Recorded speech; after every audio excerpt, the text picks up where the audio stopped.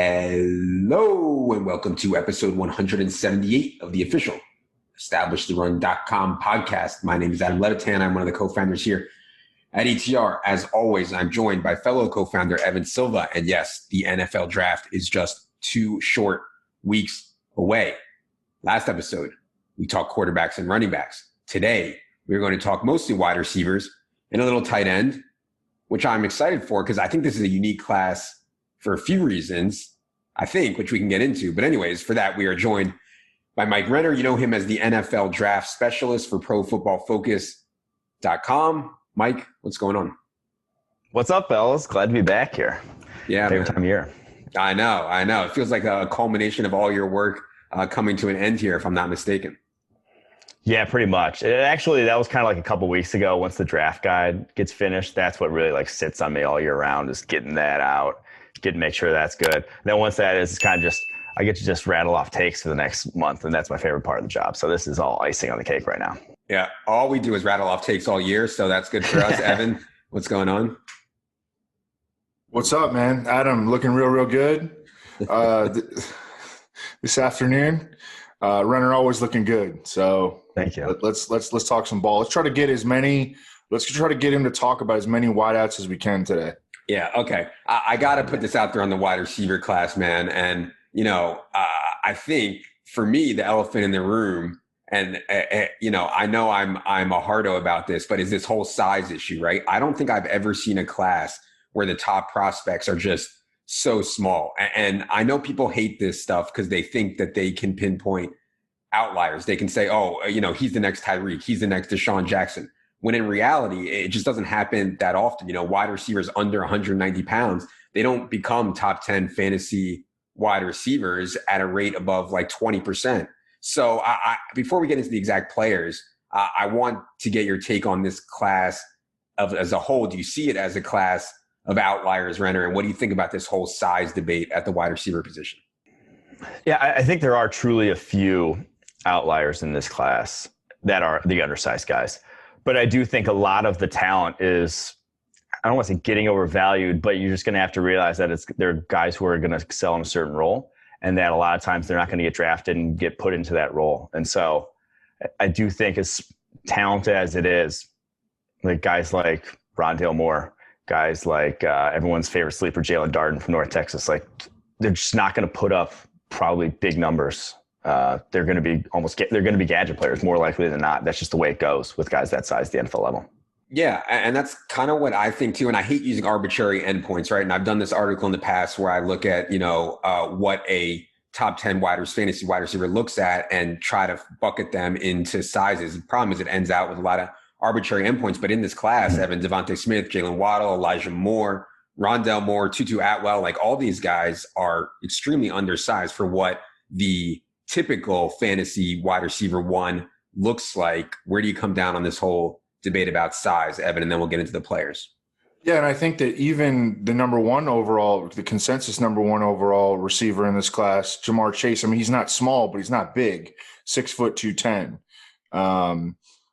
So yeah, I mean, size is definitely a conversation amongst this class, but still we should try to evaluate each player independently. I want to just jump right into Devonta Smith because, when I watched him play, I definitely viewed him from in an optimistic lens, but man, he was so productive, such a good route runner. He reminds me a little bit of Marvin Harrison, and that would be like the comparison that I made. But Marvin Harrison really, I mean, he was kind of an outlier too from a size standpoint. I mean, he was in the low 170s. Devonta Smith is 6 foot 170. Is there an NFL comparison that you would have for Devonta Smith, Mike? And how do you evaluate him? We don't see very many receivers excelling at 170 pounds in the NFL. Yeah, there's no recent comp because of college weight programs have improved. Like people lift weights now in college. So no one comes out of college that light. Just even looking for any sort of guy who's playing at that weight. You got Paul Richardson and Snoop Minnish are the only two guys drafted who are even close to comparable size-wise. And you got two guys over the past 20 plus years or so that are even comparable.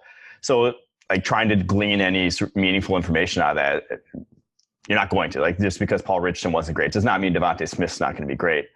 I do think it's going to be more of an issue. Like the size factor plays more because college corners are, for the most part, 5'10", 5'11", 185. NFL corners are 6 foot, 6'1", 200. Like those are big dudes that you're going up against. So the size will matter more. You're not going to have as many nice highlight reel contested catches as you did in college.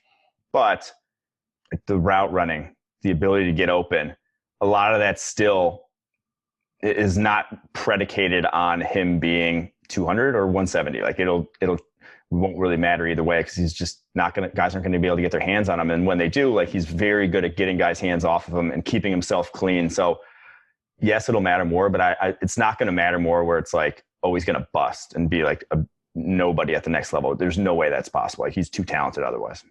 Yeah. Do you have Devonta as the number 2? I mean, obviously we're skipping over Jamar Chase. Everybody assumes he's going to be the number 1 wide receiver off the board. Do you have Devonta Smith as the number 2 wide receiver on your board? He's going to be on our final board. I honestly like Jaylen Waddle more as a prospect, but the injury, the ankle injury, a little worrisome. The fact that his injury history at this point a little more lengthy than Devonta Smith because they're that close kind of on the board in terms of how I feel about him. So yeah, I'd lean towards Devonta Smith and kind of the floor that he has then. Yeah, what do you like about Jaylen Waddle in comparison to Smith? I know Waddle comes with maybe more just raw speed. And it's not just speed with Waddle. You know, Henry Ruggs had raw speed, but he was not – he didn't play fast and he didn't make guys miss. That's the biggest thing with Waddle is he's fast in a straight line. He's fast to his left. Like he's fast to his right, backwards. Like he moves every which direction at a different speed than everyone else. Like he plays just at a quicker speed. That's why he was the returner since his true freshman year at Alabama. That's why he – you know, I mean, when the games they played this past season, he had more yards than Devonta Smith when they're both healthy. Like he is ridiculously productive when given the opportunity. He is another guy who is undersized, but really is a different caliber of athlete than even any of the other undersized guys in this class, last year's class, whatever. One thing that we've talked about in RotoViz really highlighted is that for small receivers, when they have productive histories in the return game, they tend to be better bets in the NFL. I mean, it just shows the skill that, you know, they can be really good with the ball in their hands. And so I think that's promising for Jaylen Waddle. I think to add to that, I feel like the ability to not be touched is big when you're undersized because once you get touched, that's when like you're screwed as an undersized wide receiver. You have to make guys miss entirely at the NFL level. And that, I feel confident about Jaylen Waddle being able to do that. And that makes sense.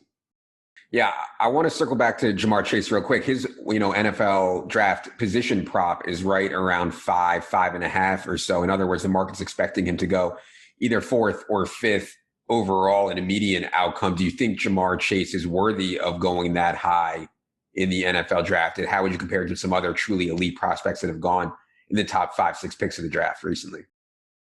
Yeah, I do. I mean, if you're going back wide receivers, obviously better than Corey Davis, so I think was the last top 5 wide receiver. Is that right? And then even before that, Amari Cooper, they're close, him and Amari Cooper. I think Amari Cooper is a better route runner coming out. I think Jamar Chase definitely more physical, definitely better at the catch point than Amari Cooper. So, like, if you're going toward best prospect since X, it's either going to be Cooper, Watkins, Julio, whoever you want to pick in that sort of tier from back then. He's that good. Like, he was that good, and that's his sophomore tape that we're basing on him being that good. He really just is that guy. Yeah. I think that the Bengals should go offensive tackle still, in my opinion, but I'd love to see Jamar Chase reunited with Joe Burrow too. That would be a lot of fun for sure. Okay. I think a lot of people are excited about Rashod Bateman, and I think Elijah Moore is kind of in that tier too, has a chance to go in the first round. As we move down the board here a little bit, how would you evaluate some of these guys that maybe go in the back end of the first round? Elijah Moore, Rashod Bateman, then we can get into maybe Terrace Marshall and Kadarius Toney too. Yeah, I really like Rashod Bateman. I don't see what there is honestly not to like about this guy. Like, he has fairly good size for the wide receiver position, definitely not undersized. Came in like low 190s at his pro day, but he said to us, like, he got COVID this past year. Was struggling to keep on the weight over the course of the season because he lost like 15 pounds after COVID, struggling to keep on the weight. So he's still getting that back. He had played in the around 200 the year prior to that. So that's, I think, what you expect. And that was his best year, sophomore year, when he played on the outside at Minnesota. Like, he can get off the line of scrimmage. He can run routes really well. He's good after the catch.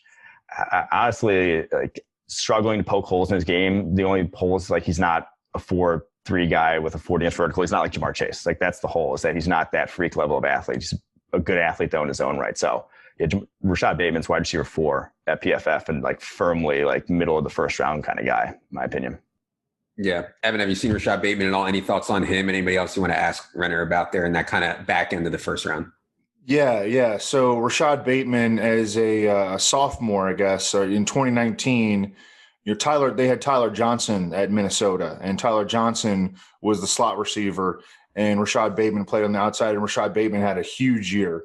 And then I didn't know that he got COVID, but I know that his season was shortened, but he was playing slot receiver this past season, and he wasn't as good, and that maybe that that was affected by his health as well. But I think he's going to be an outside receiver primarily in the NFL, but I do think it's good that he showed that he can function at least in the slot. So he's got that versatility. Not the biggest dude, not not that his size is a negative. I think he's 6'2", 210, something in that range, and but a good athlete, and a guy that again has that position flexibility, and I think a lot of coaches value that these days. I mean, we see most receivers are at least playing 20% of their snaps in the slot these days. Yeah, and one thing I'd say about a lot of these guys is, like, from a fantasy perspective, when you're playing full PPR, having a guy operate out of the slot can actually be really valuable. Even if you don't think they're the best prospect in the world, you can rack up catches in a hurry out of the slot, as we've seen. And along those lines, what do you think about Elijah Moore, Renner? Because he was someone, even though he's only 5'10", 178, it feels to me like he profiles best in the slot. I've even seen some like comps to him like Antonio Brown, which obviously would be very high praise. But what do you think about Elijah Moore making impact right away at the NFL level, just as a pure slot receiver? I'm not sure he's an outside receiver at all. To me, the comp to him, I think I'm so high on him. He's wide receiver 5 for us because I do think he can play some on the outside. Like, he can get by with him on the outside. To me, comp for him, I think of the draft guys, Emmanuel Sanders. And they're almost tested out identically. Sanders has an inch on him. I think Sanders came out and he was like 5'10", 185. Elijah Moore is 5'9.5", 185. So like very similarly sized and athletic guys who he went up against J.C. Horn, the South Carolina cornerback. They moved Horn in the slot to that game because they knew Moore was like their number one guy. And he got off of J.C. Horn's press better than any guy I saw this whole year. Like, that was Horn's game. He locked dudes up. Seth Williams from Auburn absolutely ate his lunch in that game. Goes up against Elijah Moore from Ole Miss and cannot get a hand on him. So that like makes you feel good about maybe this guy, if he is on the outside, doesn't quite fit the mold, but he can do it. He put up 17 reps on the bench at his pro day for only weighing in the like 180. That's a really strong guy. And I think his contested catch rate over the course of his career is almost 66%, almost 2/3 of the times he had contested catches he came down with. So really plays a lot bigger than his size does. And that's kind of what you have to do. Again, if you're going to be that undersized guy to succeed in a every down sort of, when you go 2 wide receivers, you can't hide that guy. He's got to play. I think he can still do it at the NFL level. And he's, like I said, he's wide receiver 5 for us. And J.C. Horn, I mean, we're talking about a guy that might go like in the top 12 or something like that. Yeah. So that's a nice accomplishment for Elijah Moore. I thought that he was really, really good after the catch. He caught everything. I thought a good comparison for him might be like Doug Baldwin. And Doug Baldwin was a guy that, even though he was primarily a slot receiver, like, he could win downfield too. Mm-hmm. He can do enough to get by. That's what like you worry about with the tour. Is it slot only, or do you have slot outside versatility, or are you outside only? A lot of time, you have to play on the outside to at least get like that, 70% of the snaps to at least like make an impact fantasy wise. Yeah. Okay. There's a couple other small guys we should talk about, but I want to talk about a bigger guy now. Let's talk about a couple actual alphas here. Terrace Marshall, I believe, was like 6'3", 205. What are your thoughts on him? I feel like he's gotten a lot of buzz lately as maybe a guy who could sneak into the first round. What do you think about Terrace Marshall? Yeah, so he's like decidedly different from all these guys we're talking about in that big wingspan, big catch radius, can go up and kind of get it. He played the slot this past year. He played the Justin Jefferson role this past year. 2020, opted out like 7 games in. Was really productive in that role. Had some drops, but like I think he still has good ball skills. More concentration drops. Played outside the year prior. He still is like a little skinny though for his frame. Like he's 205, but for a guy who's like a little over 6'3", he's still decidedly less bulky. And then like stands next to Jamar Chase. Jamar Chase like looks like much more rocked up than Terrace Marshall. He still needs to get stronger, but he's young. I think he's only 20 years old still. Ascending and has legit speed. Like 6'3", 205 with 4'3", high 4'3" speed that's a nice combo. It's a nice starting point. So he might not, I wouldn't expect him to hit the ground running like the other 2 LSU receivers, but this guy has the tools to work with that could get there in time. Scored a lot of touchdowns in college, playing in the same receiver core as Jamar Chase and Justin Jefferson the year before. Yeah, for sure. Okay, another guy who maybe is a buzz guy in draft circles is Kadarius Toney. I think he's another slot prospect, if I'm not mistaken. It seems like all these guys, a lot of them are slot prospects, but he's at least 6 flat, 193, I believe he was at his pro day. Kadarius Toney, slot only. Kadarius Toney, first round prospect for you? I can't get on board with that. He's ridiculously dynamic. Like a guy with the ball in his hands, probably the best in this draft class. I haven't seen the highlights at this point, I think. But the way he runs routes it's like all freestyle. It's no, if you threw him into an NFL offense, like if you threw him in with Tom Brady, he would hate him. Like he's not where he's supposed to be when he's supposed to be there. And it's just kind of doing whatever he wants to do to get open. And that's fine. Like you can do that. You can get away with that in college, but NFL is so timing based. He's just going to have to, he just has so much work to do with getting that tightened up. And I worry about, 1, you're having to get that tightened up, and 2, having to transition to, like I said, be able to win more on the outside to be able to succeed and to be able to get a full-time role in the NFL to justify a first-round pick. And like running routes on the outside is far more timing based. Like you can't freestyle on the outside or else you're throwing picks. So I just think he struggle with the transition to the NFL in terms of, from that perspective, the fact that he's already a senior and still doing this sort of stuff.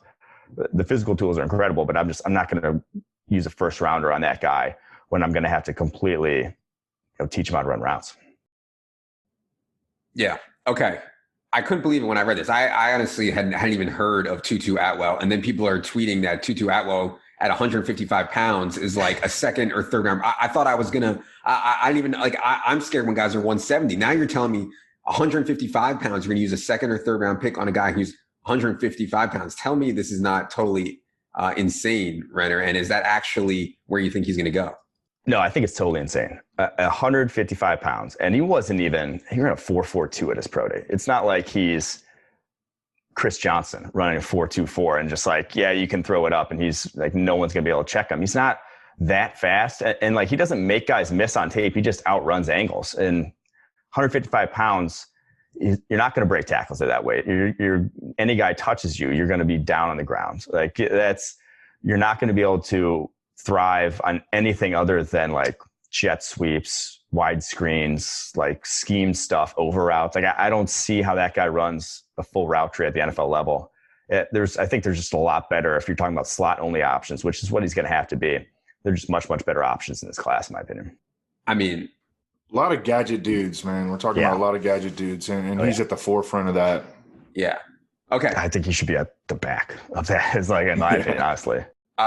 Last one I have on my list here, and then I want to get some maybe off the board takes from you, is Rondale Moore. And I know he's only 5'7", and that's really short to play in the NFL, but he is 181 pounds. And I thought, just from watching Rondale Moore, he was one guy that I thought actually like jumped off the screen, one of the best players in the game when you watch him. So I don't know. I tend to maybe give a little bit more credence to Rondale Moore despite being 5'7". How do you see him being used in the NFL, and what do you think of his prospects? That's the thing. It's really going to depend on landing spot for Rondale. Like, he is unique, even if, in terms of just gadget players in general. I think 4.29, 42-inch vertical. He did 24 reps on the bench. Like, he squatted 600 pounds before he even went to college. Like, he is as strong a 181 pounder as you'll find like in the world. The guy is just a ball of muscle and really plays like that. Like, guys can't check him like in press coverage. He runs just through arms. He ran through straight up a defender's chest in college his freshman year against Ohio State. Like, an incredible highlight. He really is just different than any of these other guys we're talking about. But it's like, what do you do with that guy who's 5'7", has a wingspan under 5'10", like a 69-inch wingspan? It's just, I'm not sure what you're not going to be able to throw that guy down the field really much. Like, even with that vertical, like, you're not going to throw him up the seam because he still has to time it out perfectly with his jump. And you're not even going to see that guy 5'7" running up the seam. So I'm not sure what exactly role he plays, but I do think there is a role to just like get the ball in his hands, whether it's like splitting time between running back and slot or something like that, if to get him to see the field, because he really is just too dynamic to not have getting the ball in his hands in some way, shape, or form. Yeah, you look at this dude, like his muscles have muscles. I mean, this dude is jacked, and then his highlight reel is just insane. Like, he's really hard to tackle, really, really hard to tackle. I wanted to ask you this about him, though, and then you kind of alluded to it. Like, could we see him end up at running back? You remember the Raiders drafted Lynn Bowden out of Kentucky last year. Didn't work out, but, you know, they wanted to play – didn't work out at all. But they wanted to play him at running back. They had the idea of playing him at running back. Could Rondale Moore end up as like a third down back maybe? I think he can. I think that's probably his best position. Yes, he's small for a running back, but he's more Darren Sproles than he is your average 180-something pound running back. Like, he is, like I said, he's like a rock. And I think he could even pass protect at that size. And the guy's only 20 years old. Like, he could still get bigger. And I don't know. Like, he really is unique prospect in the history of the NFL in terms of what he brings to the table, the physical skill set. So I do think, again, the landing spot's going to matter. But if someone's creative enough, if you're drafting this guy, if you're getting him in like the 50s, you got to get him on the field somehow. Like, he's just too talented not to. I like that idea that Evan had to let him play on third downs as kind of a running back. That sounds really interesting to me on Rondale Moore. Okay, I'm sure there's some guys you're in love with that I didn't mention. Maybe I skipped over some guys in the top 1 or 2 rounds that I didn't mention too. Is there anybody that you think, hey, for fantasy players especially, you guys need to know about this guy? He's going to be a sleeper. He's someone that I really like. Yeah, I think there's 2 guys I'll bring up that I really like who'd kind of be next on my board. A lot of people like him at this point. He's been talked about a lot, but Dyami Brown from North Carolina. I think his average 20 yards a catch the last 2 years. His like average depth of target was like 18 yards down the field. He led all college football. He's running go routes, but he's not particularly fast. But I think that's almost like the beauty of it, that he was so productive and so able to continually get open on go routes despite being, I think, 5'11", 190 and runs like a 4.5. He's just a really sudden guy who plays a lot stronger than his size. So I think he's interesting.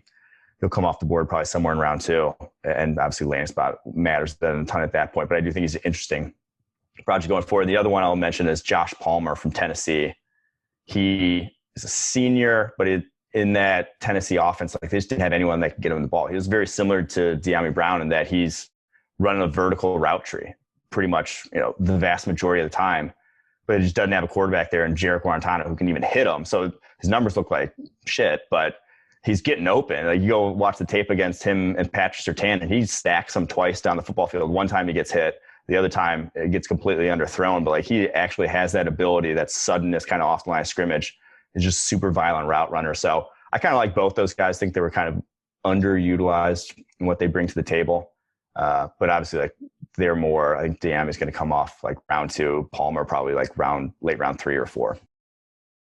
Evan, any wide receivers that we didn't mention that you like, or any other wide receivers that you want to ask Renner about? No, I think we should move on to the tight ends. Okay. Tight end, we have another unique case. I mentioned why I thought the wide receiver class was unique. I mean, no tight end has gone in the top 5 since 1972. Kyle Pitts had 770 receiving yards and 12 touchdowns in just 8 games last year. Obviously won the motherfucking Mackey Award, did Kyle Pitts. I mean, it would take a really big outlier to say you can take Kyle Pitts over Penny Sewell, over Sean Slater, over Jamar Chase to play the tight end position. But from everything I've seen, everybody seems convinced, and the measurables seem convinced, and the production seems convinced that Kyle Pitts is indeed a once-in-a-generation tight end. Do you see it that way? Is Kyle Pitts worth a top 5 overall pick, Renner? Yeah, I think he is. I really is unique. I haven't seen a tight end like him. Even going back to Vernon Davis, he still moves differently than Vernon Davis. Like this guy, everyone thought, like the evaluators thought he might have come in like 230 because that's how just like different he moves compared to everyone else. And he came in 245. Like he is tight end size, 6'6", had the biggest wingspan ever measured for a position player, for a skill position player on offense.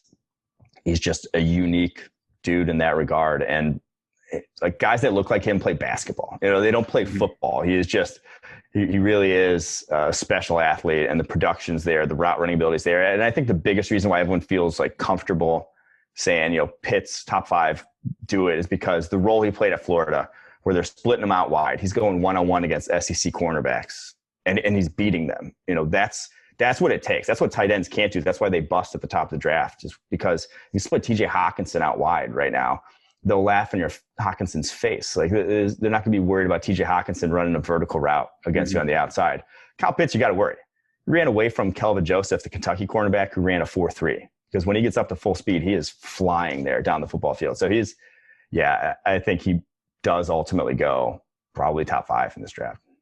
Yeah, he's been a difficult ranking for us in early best ball drafts and stuff like that, because obviously the tight end position, to find the ceiling at it, well, only 3 or 4 guys actually have a ceiling to get 100 yards in a given game in a given week. And so if Kyle Pitts is one, but to ask him to do it right away at the NFL level, I think is asking a lot. Evan, what have you seen out of Kyle Pitts, and what do you think about year 1 impact for fantasy?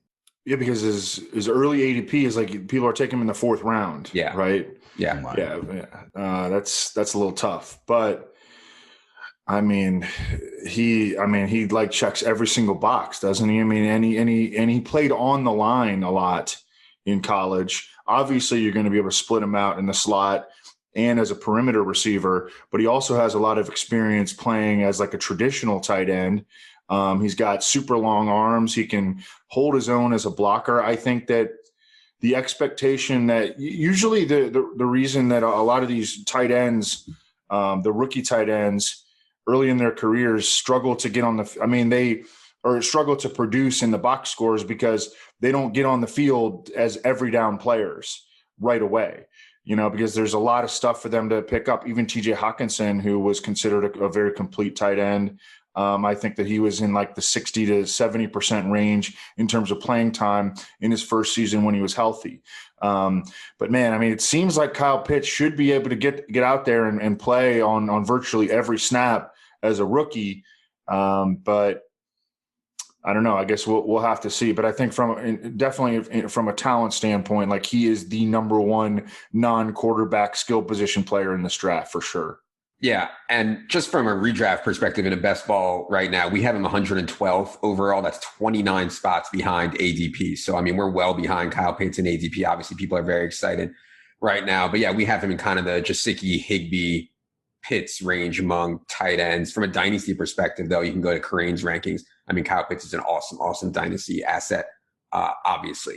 The rest of the tight end class, Renner, what do you think about it? It seems pretty weak. I'm not sure that I know as a Penn State guy, I've seen Pat Freiermuth plenty. He was a beast. He doesn't look like the kind of player that I would spend a first-round pick on, in my opinion. But, I mean, he was a beast in a lot of games for Penn State. And then there's some other guys. I don't know, Hunter Long, Brevin Jordan. I don't know what you think the rest of the tight end class. It seems kind of weak to me.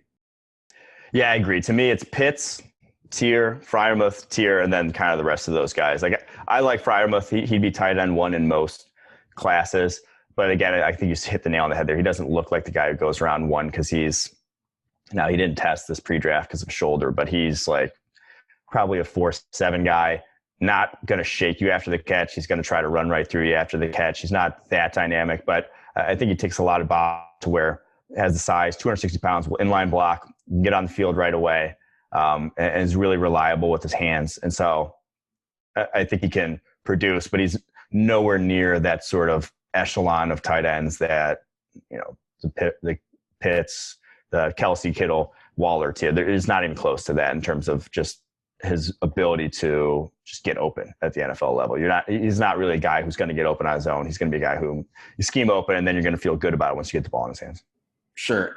Any strict pass catchers, like a lot of times the NFL dings guys because they're not good blockers or whatever. Mm-hmm. From a fantasy perspective, though, I'm good with that when guys aren't good blockers because, hey, I'd rather them go out there and run routes on third down. If you only play on third down, only play in the red zone, like that's fine by me. I kind of think that's how they're going to use Donald Parham this year, by the way. But anyways, any prospects like that we should be aware of who they're dinged at the NFL level because they're not good blockers, but they are good pass catchers and therefore might go a little bit further down the board.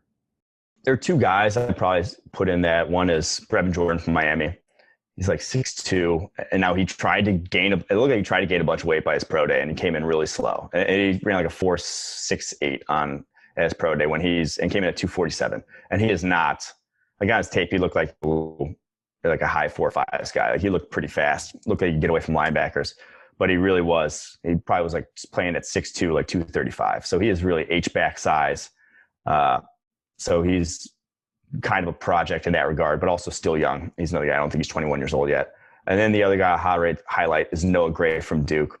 Tested pretty well. Was utilized pretty much as a slot receiver in Duke's offense. He's 6'2", 240, kind of in that tweener size who, that he could see the field as just a patch catching type of tight end or, the like H-back type of guy. Yeah. Evan, any questions for Renner? Any tight end takes? I've seen Freiermuth and Pitts, but that's it. I was in a recent dynasty draft and I drafted, it was like the 4th round or, it was late. And it's a tight end premium league. Hunter Long was just sitting there and I sight unseen just clicked the button. What do you think about, I looked up his stats. I looked up his, his athleticism, and his stats are pretty good. And then his athleticism wasn't terrible just on paper from his pro day. But what do you think? Can he be like a starter in the NFL, do you think? I think so. He's the kind of guy who there's like not really a weakness to his game. He kind of just ticks every box you want to see at the NFL level for a tight end. It's like size. Can he make off target catches? Yes. Can he run routes a little bit? Yeah, sure. Can he run the seam? Yeah. Does he do anything exceptionally well? No. It's just he kind of does everything, kind of ticks all that boxes to where that's good enough for a lot of teams at the tight end position. You really don't need much more than that if you're not going to have one of those upper echelon guys. All right, cool. We have said it all. I'm excited to see the landing spots on all these guys. And honestly, I hope that some of these guys turn out to be massive outliers and I can stop worrying about drafting guys who are 170 pounds every year because it's giving me a heart attack with all these guys. But yeah, hopefully it works out for a lot of these guys. Renner, tell the people where they can find you, where they can find your work, they can find you on social, et cetera, et cetera. Yeah, you can find me on Twitter at PFF_Mike. You can find a draft podcast called 2-for-1 Drafts, wherever you listen to podcasts. And then with any PFF subscription, you can get the PFF draft guide that has pretty much all the stats I just dropped on this pod here. Yeah. Shout out to everybody at PFF doing the game charting. It's just like a huge part of my process every week is going through the game charting and looking at the opportunity. And so shout out to everybody at PFF, our great friends at PFF. Okay. That's going to do it. We have covered all 4 skill positions this week. Hope you guys learned a lot. Hope you're feeling ready for the draft. We'll continue with more draft previews as we head towards the April 29 first round. Evan's first mock draft is up. I have some draft props up. Kareem's dynasty and full rookie rankings are up right now as well. For Mike, for Evan, for producer Luke, I am Adam. Good luck, everybody.